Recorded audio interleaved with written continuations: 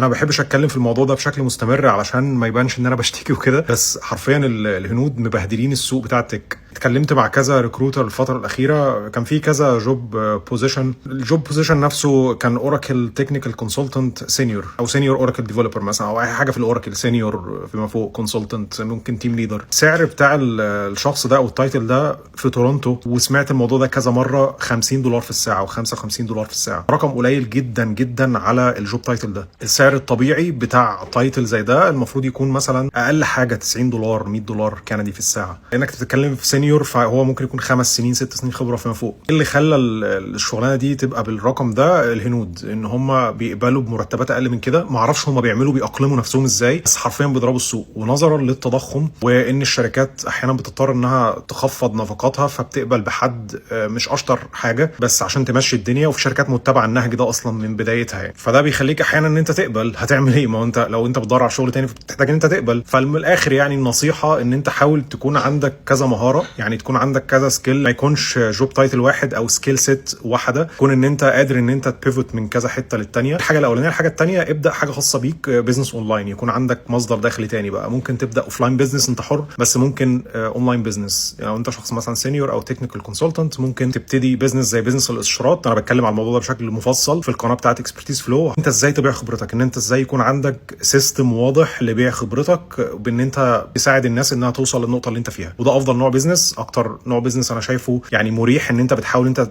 توصل حد الوضع اللي انت فيه مرضي نفسيا، بتساعد الناس انها توصل اللي هي عايزاه، وفي نفس الوقت انت بتكسب ماديا. ما بتبيعش بقى الوهم لاي حد، لا انت بتقول الحاجات اللي عندك، بتبيع خبرتك، بتبيع معلوماتك. ده اللي انا عملته من 5 سنين. من الاخر خلي في عندك باك اب سكيل سيت تكون مختلفه عن الجوب تايتل بتاعك، بحيث ان انت تنقل. والحاجه الثانيه يكون عندك مصدر دخل تاني. في تريننج انا عملته كده، يعني اتكلمت على الموضوع ده بشكل مفصل، فاكتب لي كلمه تدريب او تريننج تحت في التعليقات وهبعته لك بشكل مجاني، اتفرج عليه لو انت شخص عندك خبره. الموضوع ده ممكن يفتح لك يعني ان شاء الله باب رزق جديد. بس وبالتوفيق.